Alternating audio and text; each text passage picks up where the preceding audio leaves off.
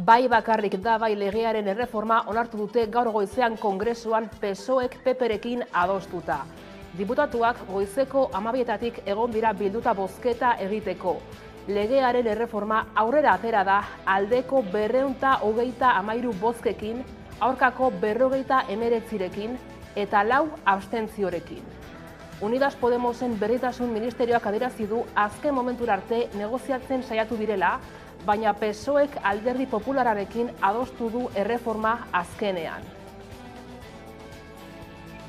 Kaixo, eguerdion, bai bakarrik da bai legearen erreforma aurrera atera da. Aldeko botoak gailendu dira Kongresuan, naiz eta zenbait alderdik PSOEren erreformak onespena arauaren erdigunetik kenduko duela uste izan. Hala uste dute talde feministek ere, hori dela eta protesta egin zuten atzo Espainiako estatuko hainbat hiriburutan, erdigunean onespena jartzea aldarrikatzeko. Irene Montero Berdintasun Ministroak azaldu duenez, Berdintasun Ministerioa azken momentura arte negoziatzen saiatu da PSOErekin. Haren ustez, sexu askatasunaren berme integralaren legearen erreforma atzera pausua da. Kongresuko korridoreetan ministroak esan zuen ulergaitza dela PSOEk PPrekin ituna egitea, eta sozialistei ohartarazi zien gobernuko koalizioa zaintzeko Podemosekin eta gehiengo feministarekin akordioa lortu behar zutela. Mikel Zabalzaren familiak haren heriotza ikertzea eskatu du. Arturo Espejo Guardia Zibilak burutu zuen Zabalza atxilotzeko operazioa, ondoren haren heriotza ekarriko zuena. 28 urte eta gero, Espejo teniente general izendatu izanak eta hura defendatzeko Marlaska ministroak emandako arrazoiek berriro agerian utzi dute ikerketa falta dela, tortura babesteko oinarri nagusia.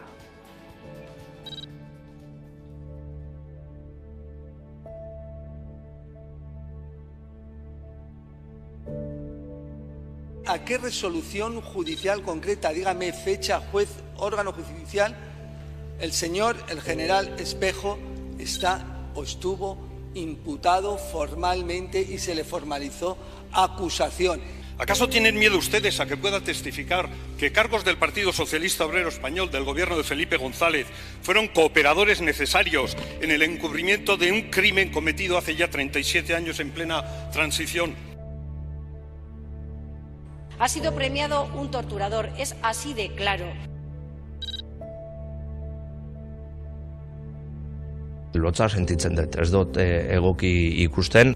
Azken irain honek berriz ere begiak ireki eta meskeriak zapuztu dizkigu. Eta gogorarazi egin digu duela 37 urte ginen puntu berean gaudela. Hots, inoiz botatzen utziko ez duten horma gotor baten aurrean. Jaurlaritzak ez du helegiterik aurkeztuko EAEko auzitegi nagusiaren autoren kontra. Azken egunotan auzitegi nagusiak Arabako Zor marka berriarekin estatuan merkaturatzeko behin-behineko baimena geldiarazi zuen. Erabaki honek zenbait erreakzio sortu ditu, ezta Nerea? Abra elkarteak zenbait alegazio aurkeztu ditu eta sinadurak jasotzen ari da Change.org plataforma. Bestalde, Eusko Jaurlaritzak adierazi du ez duela helegiterik aurkeztuko eta Europar Batasunaren erabakiaren zain izango dela. Hemendik aurrera 50 euroko isuna izango dute behi autobusa ordaintzen ez duten erabiltzaileek. Gasteizek Tubisako araudia aldatuko du behiko begiraleek isuna jarri alizateko ordaindu gabe sartzen direnei. Arau hauste horrek 50 euroko isuna izango du, tranbian bezala. Erdia 25 euro izango da goiz ordainduz gero.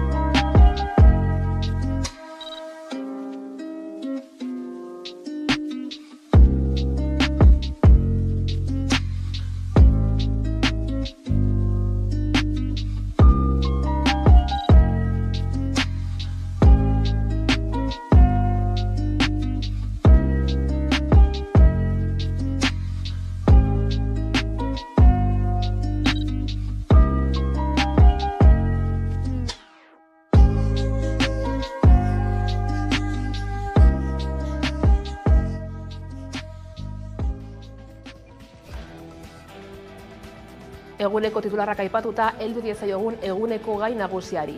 Bai bakarrik da bai legearen erreforma onartu da. Diputatuak goizeko 12etatik egon dira bilduta Kongresuan erreforma bozkatzeko. Azkenean, hau aurrera atera da, aldeko 223 bozkekin, aurkako 59rekin eta 4 abstentziorekin.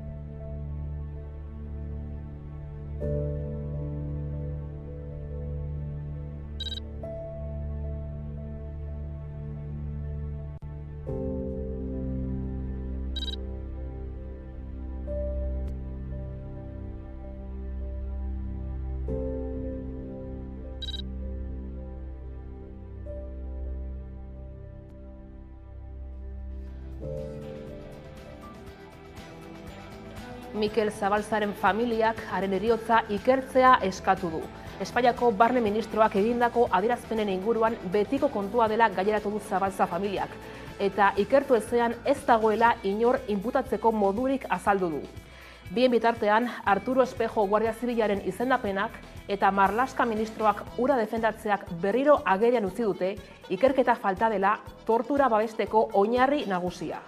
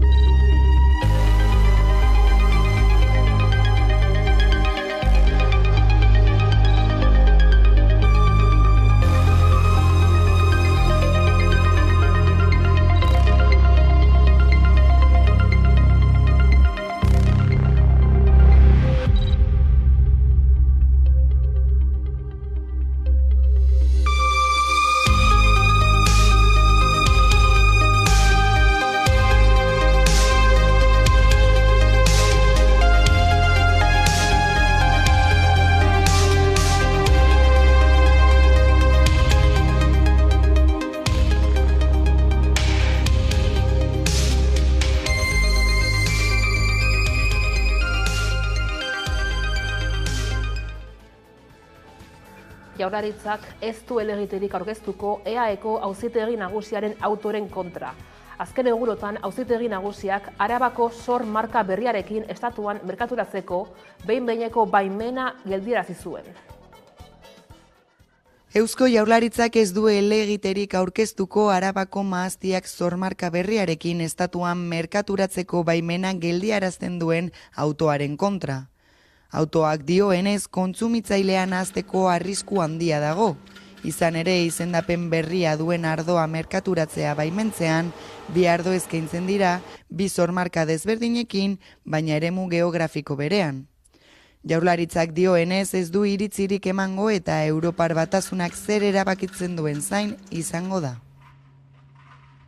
Comentarios con respecto al fondo de este fallo judicial. Y como he dicho antes, quedamos a la espera de lo que la Unión Europea decida al respecto. Sí, no vamos a presentar un recurso. Lakoak urrian baimendu zuen Arabako mahastiak izendapenarekin merkaturatzea estatuan. Baimena behin-behinekoa zen Europar Batasunak baimen ofiziala onartu arte.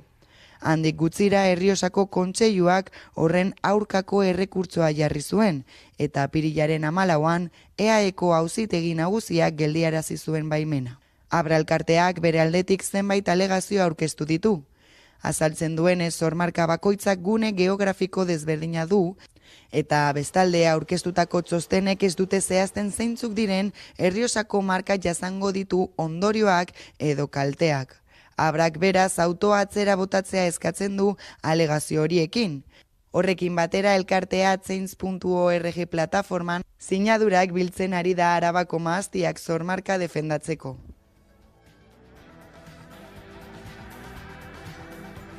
Hogeita lau ordutan bi garraiolarien lan istripu hilgarriak salatzeko elkarteratzea egin du ELA sindikatuak. Astelehen goizean 29 urteko garraiolari bat hil zen AP68 autobidean kamioia iraulita. Eta astearte goizaldean bestea AP bat errepidean kamioia errepidetik atera eta amilduta. Sindikatuaren arabera, aurten 6 langile hil dira Araban eta Hego Euskal Herrian gutxienez 17 behargin hil dira lan istripuetan azken 4 hilabeteetan. ¿Hacia dónde se van a poner? ¿Para allá?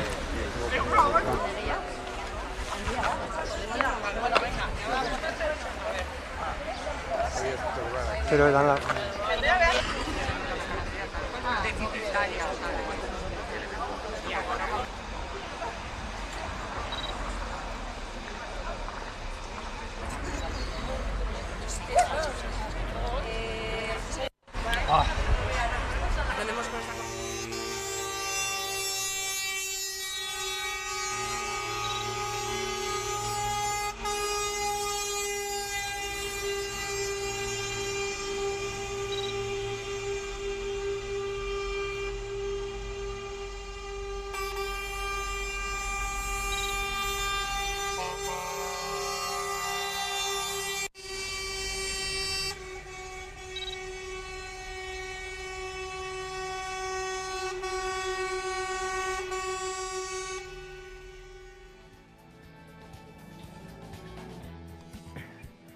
Osasun publikoaren desegiaren aurka protestak egin dituzte sindikatuek Araba, Bizkaia eta Gipuzkoako hainbat ospitaletan. Beharginek bizi dituzten lan baldintza eskasak salatu dituzte eta Eusko Jaurlaritzako osasun sailari berehalako irtenbideak eskatu dizkiote. Horrez gain, Bilbon, Donostian eta Gasteizen osasun publikoaren aldeko herri plataformak larunbaterako antolatutako manifestazioetara joatera deitu dute sindikatuek. Osasun publikoaren desegiteren aurka protestak egin dituzte Araba, Bizkai eta Gipuzkoako hainbat ospitaletan. Osakidetzaren egoera larria ohartarazi dute eta arazoa egiturazkoa dela gainera. Lan gainkarga izugarria, prekarietatea, hautaketa eta horniketaren prozesuak oso motelak dira eta garapen profesionalaren murrizketa mantentzen da. Eta bestetik herritarrek zerbitzuak galtzen dituzte.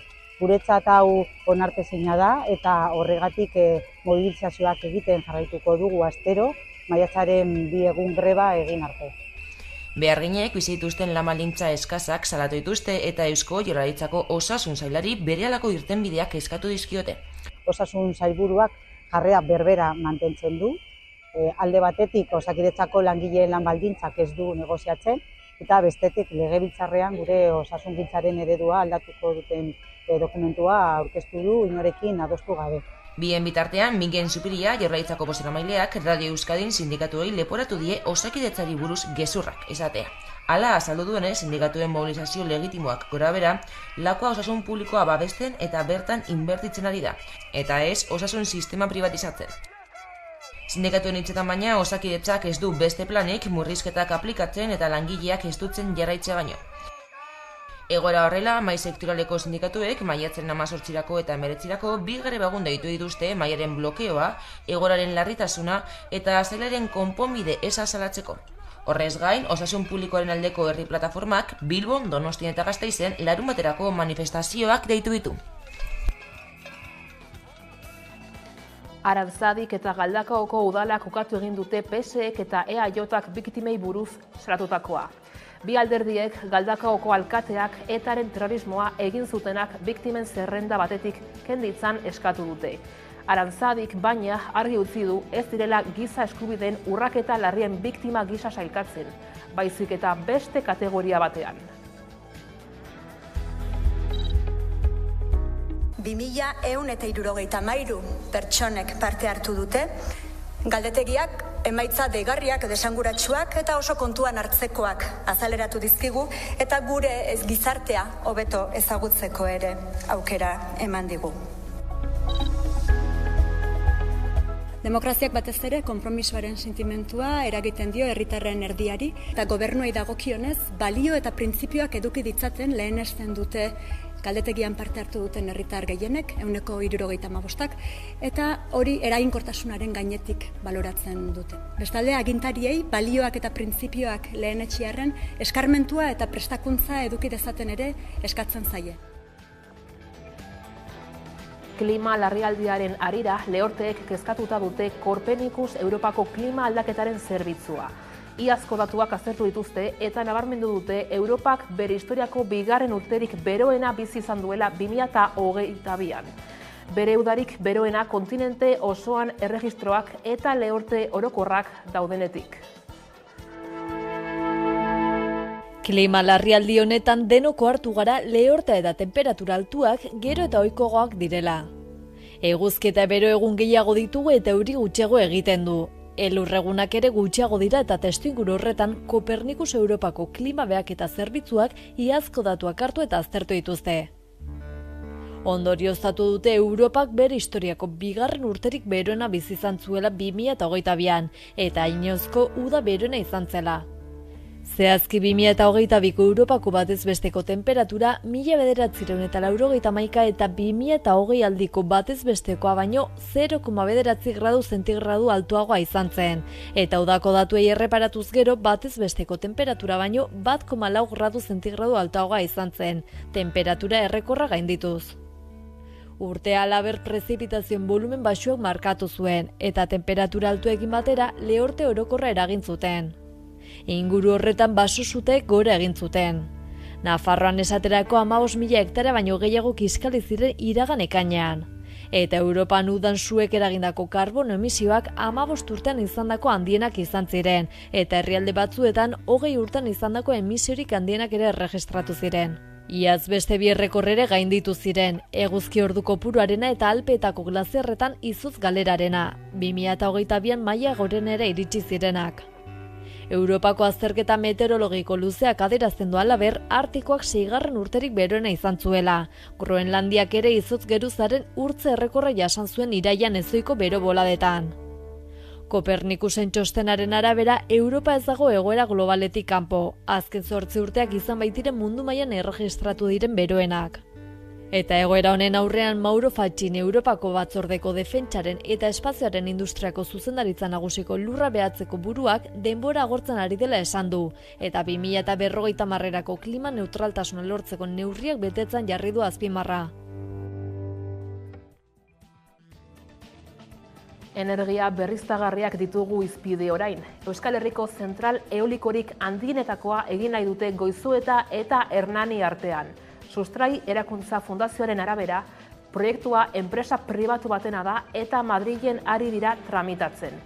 Proiektuak aurrera egingo balu, Euskal Herrian eraikitako parke eolikorik handienetako bat litzateke. 100 megawatt inguruko potentziarekin. Goizueta, Arano eta Hernani artean tamaina handiko poligono eoliko bat jartzeko asmoa ezagutarazi du Sustrai Fundazioak. Eredu pribatu irabazizko eta antidemokratikoa inposatzeko saiakera berria dela iritzi dio, eta fundazioa gaineratu du proiektua Madrilen ari direla tramitatzen, azpiegiturak duen tamainagatik eta bi autonomia erkidegori eragingo dielako. Orain arte Euskal Herrian egindako parke eolikorik handiena litzateke, 100 megawatt inguruko potentziako instalazioarekin. Gaur-gaurkoz eraikita dauden zentral eolikoen potentzia halako bi izango lituzke Urume Ibarreko mendietan eraikin nahi dituzten haizerrota horiek. Esan bezala Madrildik daramate proiektua, Espainiako gobernuaren baitan. Enpresak dagoeneko eskatu du sare elektrikoarekin batzeko baimena eta proiektua garatzeko berme batzuk zehaztu ditu. Behin horiek eginda jendaurren aurkezta geratzen zaie. Azpimarragarria da bestalde zentral eolikoa egin nahi duten udalerretako ordezkariek ez dutela proiektuaren berri izan. Ez dutearen inguruko informaziorik jaso, ez Hernanin, ez Aranon, ez Goizuetan. Azken hilabeteotan Euskal Herrian energia berriztagarrien poligono berrien proiektu kopuru ezoikoa ikusi da, batez ere eolikoen eta eguzki energia fotovoltaikoen proiektuak.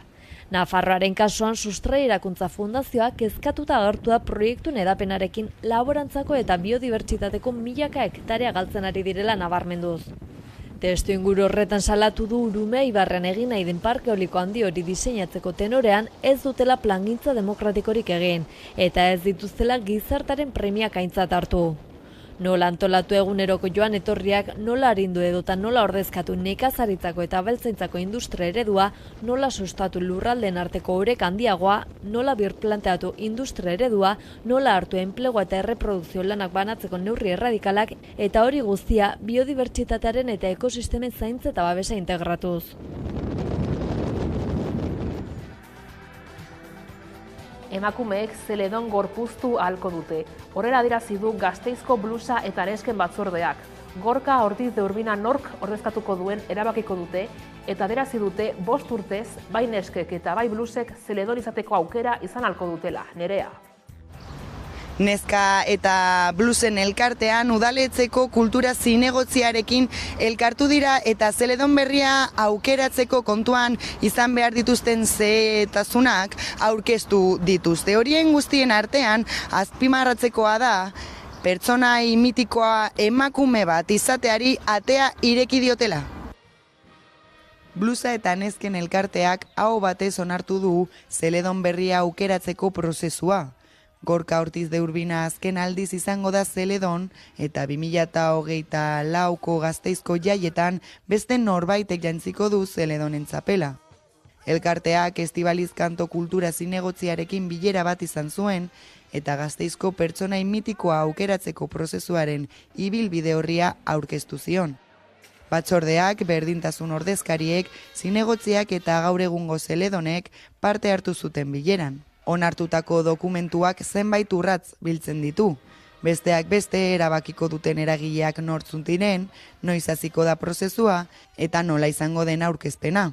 Horrekin batera zenbait bete behar zerrendatzen ditu. Kuadrilla bateko kidea izatea, EAEko hizkuntza ofizialetan zuzen hitz egiteko gaitasuna eta kuadrilla bakoitzak hautagai bat aurkeztuko du.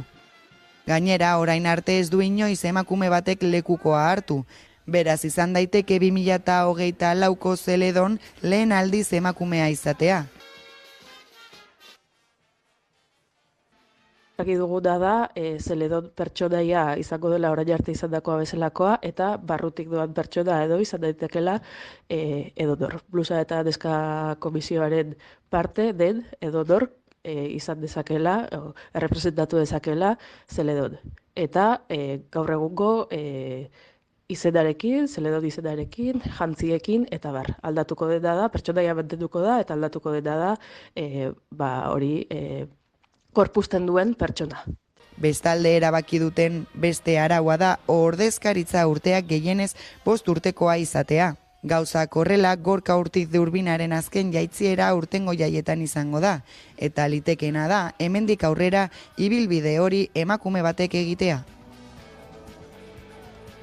Hasi dira Iruñeko auzoen festak. Bihar botako dute txupinazoa Sanduzelai auzoan asteburu bete egitarauarekin.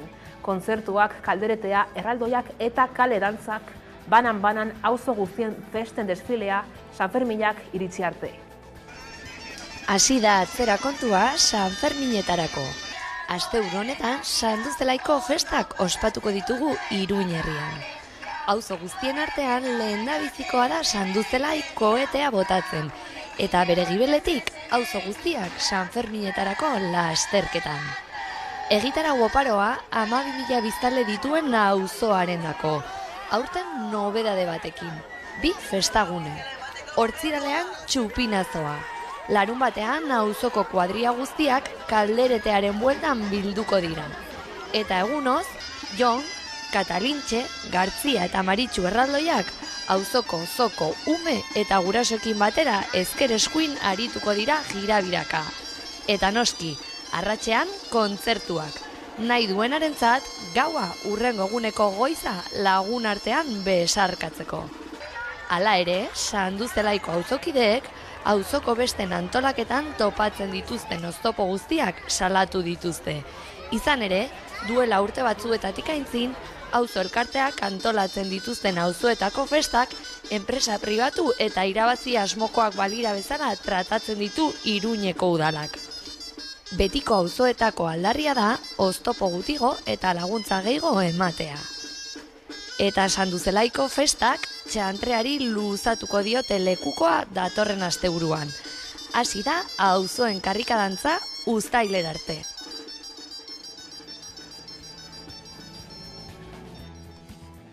«20.000 especies de abejas» filma ostiral honetan estreinatuko da zinema aretoetan. Esti Urresola zinemagileak egindako pelikula arrakastatsua izan da zenbait festivaletan. Zer kontatzen du pelikulak, Nerea? Esti Urresolak neska transexual baten istorioa kontatzen du. Eskolan jasaten duen giro zabarretik ihes egin nahian gogoz itxaroten du uda. Eta uda horrek bizitza aldatuko dio familia guztiari.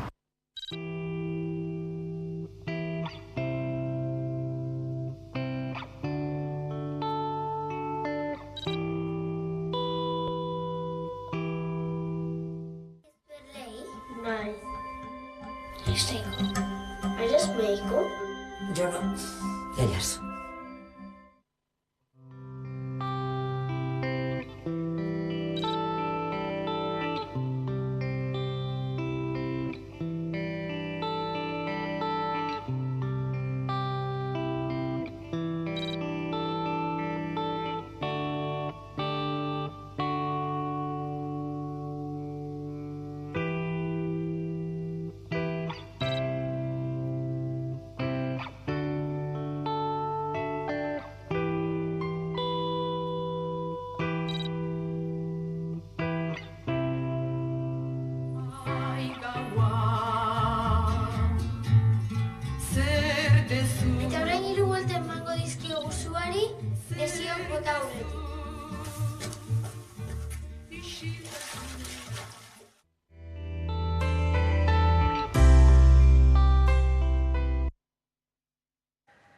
Eta eguneko elkarrizketari tartea zabalduko diogu orain. Gaurkoan Josu Etxaburu gure eskuko bozeramailearekin izan gara.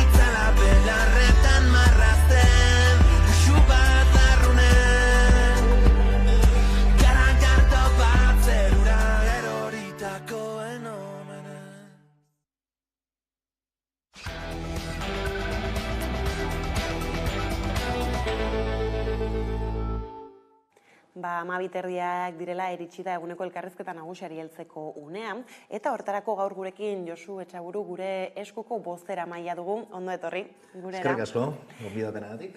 Eta hasteko ez baino lehen zorionak gure eskuri, izan ere aurtengo urte honetan 10 urteko ibilbidea betetzen du, erabakitzeko eskubidearen aldeko apustu eta egitasmo honek, beraz, gainera badakigu ere justu asteburu honetarako horri helduta nazioarteko konferentzia bat baduzuela eskuartean, hala ere horri iritzi aurretik galdetuko dizutea, nolako balorazioa egiten duzuen, azken 10 urte hauetaz, agian zer nolako aurrerapausoak eman diren gizarte mailan. Bai, batetik eta bestetik jasotzen ari gara zorion mezu hori, ezta?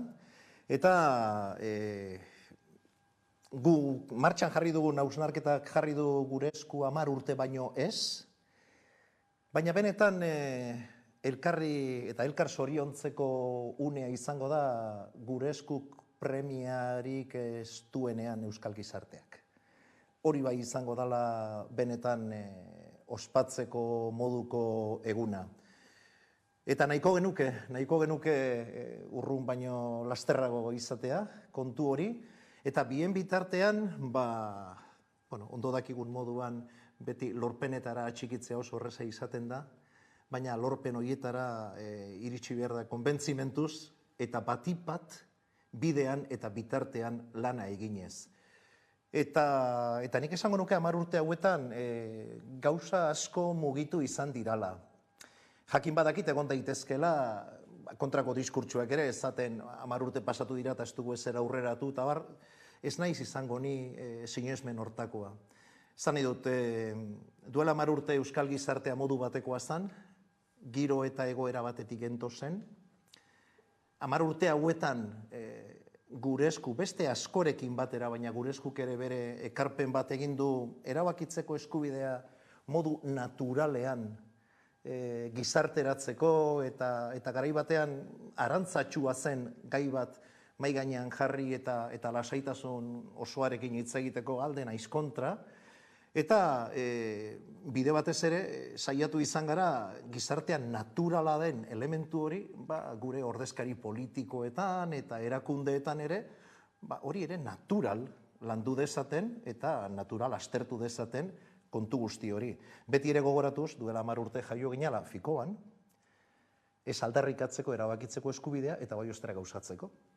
Eta horregatik diot, gauzatzen dugunean hori bai izango dela zorioneko eguna, ze euskal gizarteak bere hitza eta erabakitzeko eskubidea egikaritzeko aukera izango du, eta horretan gure eskuk euskal gizarteari eta euskal herritarroi eskerrak eman eta agur esango dugu. Bai, ez da, azken finean euskal gizartea bera bai izan da ez, 10 urte hauetako protagonistateriko bat, eta hor zeharka ere aipatu dituzu erakunde publiko, politikoak, zentzu horretan ez, elkarlan horrek ere eman du? Bai, eta gainera begibistakoa da, esan edut hori uka ezina den elementu bada. Nabarmena da gure esku 10 urte hauetan ekimen diferenteak egin dituela, guztia koloretsuak eta alba da burujabetza prozesu hau irripar zabalenarekin eta naturalenarekin eta zintzoenarekin egin da, eta egia da ostera, baita be, eta guk alaxe sinesten dugu behintzat, egindako hainbat eta hainbat ekimeni esker etorri izan diralakero beste erakunde batzuetan hartu diren erabakiak. Izan akordio politikoak, edo izan duela gutxi Eusko Legebiltzarrean hartutako erabakitzeko eskubidearen alde, ezta? Beraz, gauza hauek sinestuta gauda ez direla gertatzen baielako, ezta? Hau da, ateratzen dira hain zuzen Euskal Herritargo bat eta Euskal Herritarrok aktibatuta gaudelako eta bultzatzen dugulako hori horrela gertatu dadin. Eta uste dugu bidea horixe dela. Eta hor tartean fiko bera aipatu duzu, ez da kasualitatea ez, larun bat honetako ekitaldia edo batzar handi hori bertan izatea ez, itsasargia ez da bai da mamitzen aritu zarete orain artean ez, oraindik ere larun bat horrela begira ez, bada hor beste eztabaidarik pendiente, baita emaitzak ere hala ere orain artean ez zer eman du? Iruditu zitzaigun, 10 urte ez dira egunero betetzen, hori ere egia da, eta momentu egokia izan zitekeela geldiunetxo bat egiteko. Baina sarritan esaten da moduan ez analiziaren paralizian geratzeko. Hau da, aztertu dezagun, zer den balekoa, ze egia da baita ere eta azpimarratu behar da utxetik ez gatozela. 2013an jaiozan, ekainaren 8an, gure esku. 2 urte geroago eskura prozesua martxan jarri gendun, esaten herri ekimen hau nola antolatzea nahiko genuke, ezta? Eta oraindik hainbat elementu eskura horietan agertzen diranak balekoak dira gaur egun. Baina ezin dugu ahaztu ere eta ezin diogu buelta eman eta beste nonbaitera begiratu, esaten dugunean, azken 10 urtetan Euskal Gizarte asko aldatu dela, eta Euskal Herritarrok ere asko aldatu garela, eta militantzia ereduak asko aldatu dirala, da atxikitzeko moduak asko aldatu dirala. Beraz, behar gendun, ziurgabetasun egoera hauetan, eta horregatik, iruditu zitzaigun kontzeptua, itsasargiaren kontzeptua interesgarria zala, ez? Argia. Eta argi hori aurkitzearena, helburu nagusia itsasargiarena da, eta izango da, datozen urteetako gure eskuren norabidea zehaztea, eta lanildoak zehaztea. Eta nik uste hor lan, desenteko lan eta lan oso txukuna egin dala. Ze metodologikoki saiatu izan gara hausnarketa kolektiborako guneak sortzen, hiriburutan, eta eskualde buruetan eta bar. Gero, norbanako moduan, gure eskuren plataformatik, plazatik, bakoitzak bere ekarpenak egiteko aukera izan du, eta gero, eskertu behar diegu gainera, gurekin kafe bat hartzeko gonbitea onartu digutenak, eta euren kanpo begira da eskaini digutenak. Eta guzti horrek, osatu du bizka bat, itxasargia dokumentu horietan agertzen diran 11 atal diferente gure eskuren norabide eta lan ildoak zehazten. Horren emaitzak larun batean bertan egingo dituzue publiko, ez da, oinarriak ala ere ez, hortxe izango dituzuea da markatuta. Erabat, ze duela 10 urte aipatzen genduen herri bat ginala, herritarron garaia dela, eta erabaki nahi dugula. Eta 10 urte geroago, kaso guri behintzat ez zaigu ezer iraultzaileagorik eta berriagorik bururatu, hori berrestea baino. Eta 10 urte geroago esatea ez. Jarraitzen dugu herri bat izaten, jarraitzen dugu herritarroan garaia izaten, eta jarraitzen dugu erabaki nahian. Beraz, hortik abiatuta, bai berretsi ditugu hainbat lan lerro, esate baterako, Euskal Herriari, hau da, 7 lurraldei begirako proposamena dala gure eskuk proposatzen duena, proposatzen diona Euskal Gizarteari, jakinda esatea errezagoa dala egitea baino, hori ere egia da, ez dut uste inolako ariketa nostalgikorik egin dugunik, eta bai aurrera begirako ariketa bat, eta gainera plazaratuta garatzeak eta egikaritzeak dituen arazo guztiak.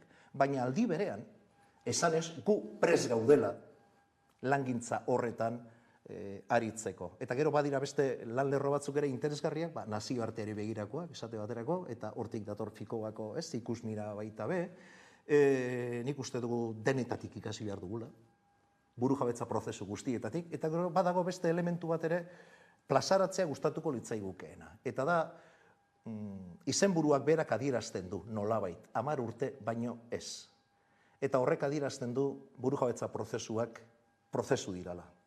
Eta gustatuko litzaigukeela azkar batean egikaritzea, baina kostatuko dala, bai?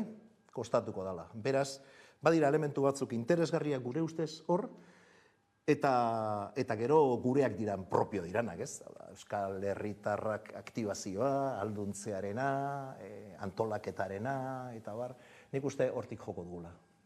Aipatuzu nola importantea baden bide horretan, ez, iturri ezberdinetatik edatea, eta zentzu honetan, ez, orain honetan nazio artera begira jarriko zarete, eta hor besteak bestez mainguru zentralei errepatuta bada lehenbiziko bat, ez, lurralde gatazken konponbidea Europako eremuan izena daramana, zentzu horretan, ez, zer da, azpimarratu gura duzuena lerroburu horri begira? Nik azpimarratuko nukeena da, era bat lerrokatuta datorren ideia. Eta da, burujabetza prozesuek, datozen urteetan emango diren burujabetza prozesuek, nazioartean ere jokatuko dirala. Eta horretan, argitasun legearen bidetik, edota koiuntura desberdinak sortuko dituzten abagaduneetatik, ikasteaz aparte, geure buruak ere prestatu behar ditugu, eszenario berri horretan, Euskal Herriak ere ahots propioa izan dezan. Beraz, kanpora begira baldin bagaude, eta kanporako begira da hori, baldin badaukagu hain zuzen horregatik da. Uste dugu, Europak momentu honetan duen egiteko modua, hau da, barne gatazkatzat jotzea, estatu baten barruan gertatzen diren, Kataluniarekin edo gurekin edo galegoekin gertatzen diren horiek, momenturen batean doktrina hori aldaarazi behar dugu.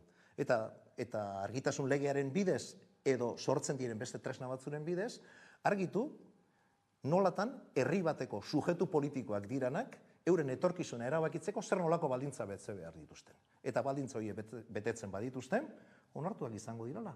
Beraz, beste Europa baterako bidea irudikatzen hasia gara. Gainera, gero bigarren mainguru zentral hori badago bideratuta, ez, prozesu horretan herritarrek zer nolako aktibazioa duten erreparatzeari, ez, zentzu horretan ze joera ari dira gailentzen? Aitortu behar da globalizazioak kalte desentekoa egin diola baita ere esparru eta adar askotatik ekimen kolektiboetara biltzearen ideia hortara, ezta? Egia da gerozta norbanako tasun gehiago duen gizarte batean garatzen ari garela komunitateak, eta ostera gure aldarria beti da, eta jakin badakigu, uraren kontra gabiltzala. Eta gainera jakin badakigu, guk nahiko genuken besteko jartzunik ere ez duela estatus politiko berriaren eztabaida honek, eta tarteka agertzen den gaia badala, eta beti eskertuta, baina ez nahiko genukeen besteko indarrarekin. Beraz, guzti horrek pixka bat sortzen duena da, zailtasun hori. Baina ostera, behin hori aitortuta, dorren irteera zein da, hau da, desesperantzan habitatzea, desesperantzan jarraitzea, eta gure mesua hain zuzen esperantza mesua da. Eta gure mesua da esaten, begira, nik uste denok bat gatozela esaten dugunean egingo dugu, ez? Sinesmenetik datorrena, egingo dugu. Perfecto. Eta egiten dugunean ospatuko dugu. Baina egin behar dugu, bai? Eta bitartean, eta nik uste prozesuaren garrantzia hortxe dagoela, ez da? Bitartean zer egiten dugun. Eta gure nahia da bitarte horretara aldan eta Euskal Herritar gehien ekartzea, aldan eta Euskal Herritar gehien ahalduntzea momentua iristen denean. Denok jakin dezagun momentu horretan zer egin behar dugun. Eta horretan justu bada itzordu importantea beraz, orain hitz egiten gabiltzana, hor, ikuslei mezua zabaltzaren ere, aipatu zuen nola, gonbiatu zuen jendea, izena emateko aurretik, ez? Bai, eta oraindik izena emateko aukera guztiak daude, eta nahiko genuke fiko batetzea, nahiko genuke, bai? Eta hor elkartuko garenok, nik uste hor izango dela inflexio puntu bat, alaxe planteatu dugu, oin dela 10 urte Euskal Herritarrak deitu genituen fiko gara, gure eskuren sorrerarako, 10 urte geroago itxasargia bide edo tarteko berriro Euskal Gizarteari eta Euskal Herritarrei dei hori luzatzen diegu, baina ez bakarrik egun bakar batean gurekin egon daitezen. Ze egia da, bagatoz 300 mendi argistatzetik, badugu uztailaren 1, 2 eta 3 anturrarekiko, hainbat proposamen eta egin behar, baina baita ere jendea bitartean behar dugu. Eta nik uste, zabalduko dugun mesua hori ere badela, ezta? Burujabetza prozesuan denok garela katebegi eta bakoitzak baino ezin duela bere lekua bete. Eta horrekin ere badago lotuta ez, babestu duzuen Larumateko 2. deialdi bat ez, baina nola azterketak euskaraz eta euskari jartzen zaizkion ez traben aurka egingo den mobilizazioa gure eskutik horri nola erreparatzen diozue? Gure eskutik erreparatzen ari garena da,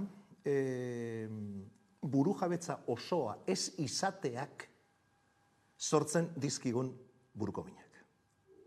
Haserreak, ulertezinak, eta gainditu beharreko harresiak. Beraz, gure eskuk datozen urteetan ere bide hori hartuko du. Eta da, hemendik kanpo hartzen diren hainbat eta hainbat erabakik, nolatan Euskal Gizartearen garapenari eta Euskal Herria izango dan horri eta garen horri kalte egiten dion. Beraz, gure diskurtsoa bada burujabetza osoaren nahi hori, eta bitartean egingo duguna da gure burujabetza oso hori igatzen, mosten, kentzen, harresi bihurtzen dituzten guzti horiek salatu, azken batean Euskal Gizarteare konstiente izateko badirala burujabetza materialarekin zerikusia duten hainbat eta hainbat elementu, gure ekarpena estatus politikoaren zera hortatik izango dela, baina burujabetzarena datozen urteetan, eta gaur da eguna ere, eremu estrategikoa dela. Eta oso ondo dagoela bakoitzak gure borrokak egitearena, baina borroka partekatua izan behar dela. Eta horrekin lotuta ere badago, injustu, Udaberriko portatik bueltan garela, horiek ere eman dute zer edo zer, eta hortartan izan dugu aberri eguna bera, ez? Guztizko deialdiak izan dira, batzuk alderdi politiko deitutakoak, bestatzuk, deialdiak elkarrekin ospatzera, bestak beste ez, Donostian izan zinen batera ekimenak deitutako hitzordu horretan esango zenuke, eta lehentxeago ere ez, aktibazioaz aritu garela gian badu lotura, aberri egunak oraindik ere balio duela lotzeko, ez? Euskal herritarrak norabide berera begira? Elementu interesgarria dela, iruditzen zaigu, bai? Eta gainera, bertako leloarekin erabat bat egiten dugu, ezta? Bagara, badugu, eta gogoratzen naiz, bertan baita ere beste ideia bat plazaratu nuela, gehitzen esaten eta bada. Bada garaia, baita ere, honetan beste urrats bat aurrera eman dezagun, hitz egin beharreko guztia, baina bada garaia, zesarri askotan gainera erabakitzea eta bar asko lotzen da gure eskurekin, baina gure eskutik esaten duguna da, gure eskuk igual hori plazaratu egiten dugula, oraintxe egiten ari garen moduan, baina hori euskal gizartearen gehiengo baten nahia dela. Beraz, euskal gizartearen gehiengo nahia baldin bada, argi dago bagarela, argi dago badugula indarra, baina baita ere argi dago badala garaia urratsak benetan esatetik egitera jauzi hori eman dezagun. Eta Donostian bakarrik ez, Elorrion ere izan zara azken askotan, kasu honetan Gaztez inguratuta, buru jabetza izan duzue izpide, eta hor, nola ikusten dituzu gazteak eurak ez alako gaien bueltan? Lehenengo eta behin, eskertu beharra dago, horrelako ingurutan egotearena, eta gonbidapena jasotzea eurekin partekatzeko. Nik uste oso interesgarria izan zela, eta gainera bertan alaxi azaldu nuen, ez da zela izan aurreneko aldia elkarri begiratuz burujabetza prozesu ez hitz egiten duguna. Eta nabarmena da, balekoa izan zen, pixka bat ikusteko gazteen inguruan burujabetzaren bide hori nolatan irudikatzen ari diren, eta nik uste oso interesgarria izan zala baita ere, edo hala pentsatu nahi dut, eurentzat ere, jakitea pixka bat gure eskuren burujabetza prozesua nola irudikatzen ari gara.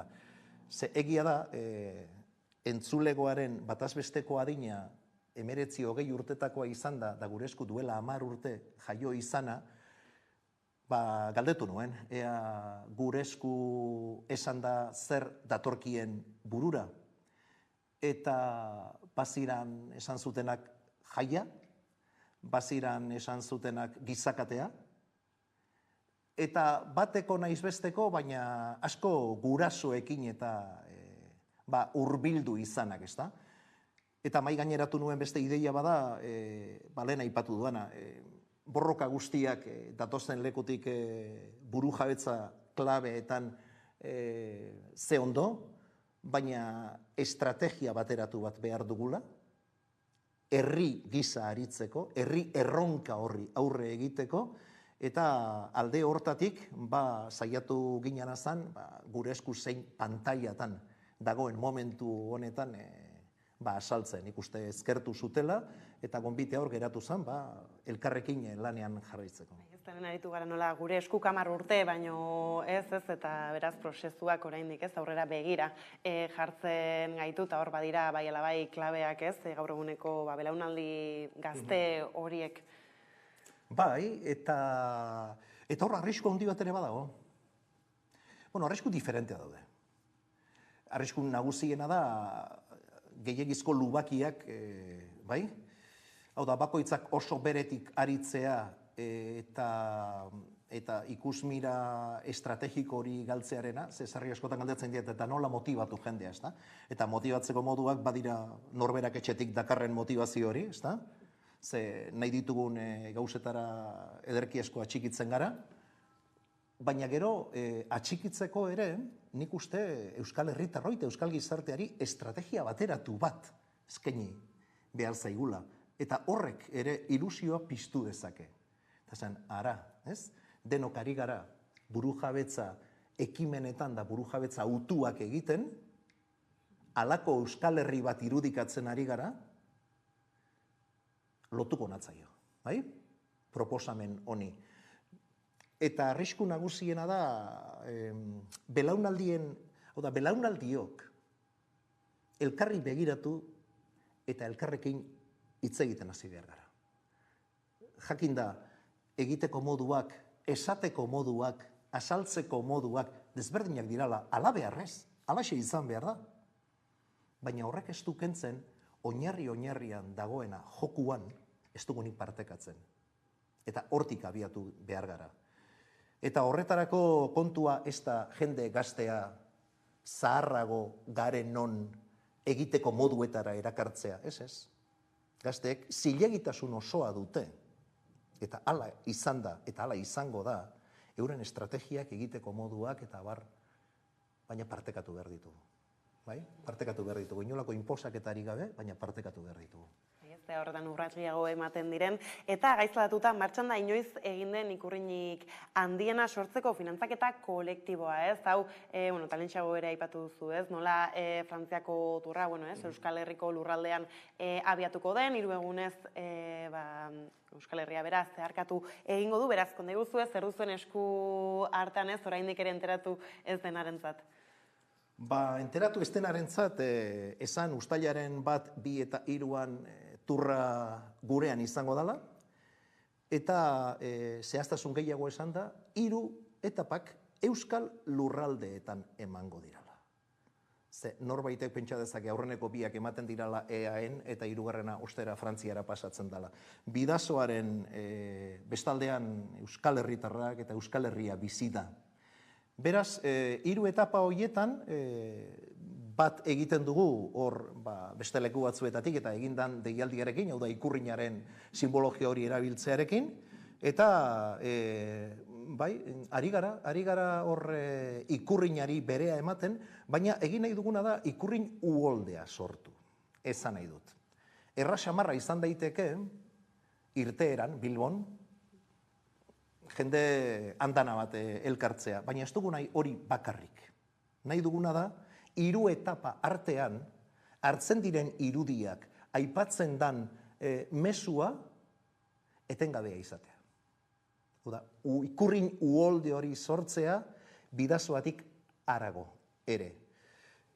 Hori da elementu bat, eta bigarren elementua da ikurrin handiena eta crowdfundingaren bidez, hor diru ekarpen txiki handi edo bakoitzak alduen bide hortatik, aukera dago gero ikurrin horretan norbere izena agertzeko. Ze ona, ezta? Eta ikurrin horrek hartuko du bere dimentsio ederra, eta norbere izena bizena gorri berdean joango dira, ze zuriak eramango duen leloa izango da Basque Decide, Euskal Herriak erabaki.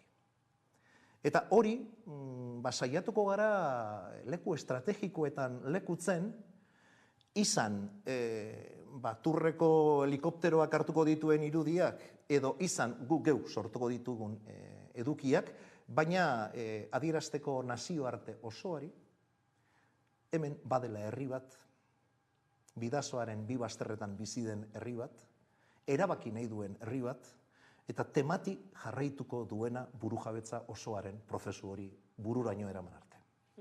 Beraz, horretan parte hartzeko deia ere zabalduta, bukatze aldera, ikusi zintugun urte hasieran, otsaian okerrezan abil legebiltzarrean, eta martxo bukaeran iritzi zitzaigun lerro gura bera, titularra nola EAJaren, Euskal Herria Bilduren eta Elkarrekin Podemosen aldeko botoei esker errepublikaren bidea irekitzea eta erabakitzeko eskubidea aitortzea babestu duen Eusko Legebiltzarrak, nola baloratzen duzue hau? Bertan izan ginen, eztabaida jarraitzen, interesgarri izan zen oso, hau da, erabaki hartu zutenean, eta nik esango nukena da labur esan da, iradokitzeko baita ere prozesu externolako garrantzia duten, ezta? Ze bestela, batzutan pantalla batzuk eta galdu egiten zaizkigu bidean. Gogoratu behar da, 11. bidez, pandemia aurretik, 4 egun aurretik, gutxi gora bera, abian jarri gendula sinadura bilketa bat. Sinadura bilketa horretatik 25.000 sinadura jaso, eta gero Arantzazoko adierazpen bat lotu zitzaion. Eta guzti horrekin, Eusko Legebiltzarrera abiatu ginen, eskubide eskaera baliatuz, eskatzeko guzti hori hartuta, ainguraketa moduan edo helduleku moduan hartuta, eskatuz Legebiltzarrari tresnak sortzeko. Tresnak sortzeko, hain zuzen Euskal Herritarrok erabaki dezagun. Hortik etorri izan gero, hain zuzen, aipatzen duzun adostasun kontu hori, nik uste 75 legebiltzarkidetatik 58, hau da, 177 erabakitzeko eskubidearen aldeko autua egitea, beste mugarri bat dela iruditzen zaigu. Norbaitek pentsa dezake baita ere bakarrik deklaratiboa dela eta horrek ez karamatzala inora, guk ez du guztiago horrela denik, baina baita ere, justu momentu horretan ezan genduna zan, eskertzen dugu eta hartutako erabakia bere horretan balioan ipintzen dugu, baina ez da nahikoa. Bai? Jarraitu behar dugu lanean, hain zuzen, orain onartu dena, 77ak Eusko Legebiltzarrean, baiezkoa eman dion hau, garatzen eta egikaritzen. Hori da gure mezua honetan. Bai, ez da nire legebiltzarretik aurrerago, harinago ere parkatu ez, iritsi izan zaizkigu erabakitzeko eskubidearen aldeko ahotsak, ez ere, esaten duzun bezala bada, babesik eta handiena jaso duen unea hau. Beraz, orain epe laburrean ez, esan bezala ez da nahikoa, espero da mugimendu berririk? Nik uste deno gaudela jakitun, hauteskunde garaietan gabiltzala, bai? Eta mugarria bera garrantzitsua da. Orain egia da, seguruenik, batzuk eta euskal gizarteak ere, hein handi batean, burua beste leku batean daukala, eta guk erritmo horiek ere onartzen ditugu. Konforme. Baina, ezin duguna da, hauteskundeak direlako, edo ez dakiz zer gertatzen delako, atzeratzen joan. Erabakitzeko eskubidea premiazko elementu bada. Eta premiazko elementu hori egunero ikusten ari gare moduan, lehen aipatzen gendun, larun bat atxaldeko, ez, Baionako manifestazio hori. Eta etorriko dira oraindik beste elementu batzuk buru jabetza osoa ez izateagatik kaltetuko gaituztenak. Beraz, egunero erakusten ari dana da, benetako premia duen elementu badala.